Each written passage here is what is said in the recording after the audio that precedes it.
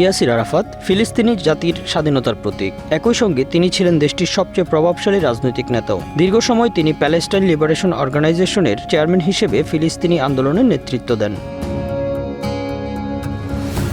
1994 সালে শান্তি প্রতিষ্ঠার প্রচেষ্টার জন্য নোবেল শান্তি পুরস্কার অর্জন করেন তিনি। আরাফাত একদিকে যেমন ছিলেন সশস্ত্র সংগ্রামের মুখ, অন্যদিকে শান্তিপূর্ণ আলোচনারও কণ্ঠস্বর। তার জীবন ছিল সংগ্রাম, আশা ও বিতর্কে ঘেরা।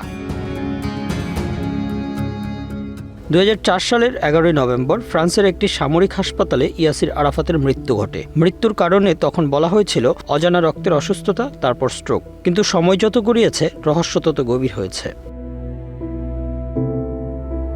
প্রশ্ন উঠেছে, আরাফাত কি স্বাভাবিকভাবে মারা গিয়েছিলেন, নাকি এটি ছিল একটি পরিকল্পিত হত্যাকাণ্ড?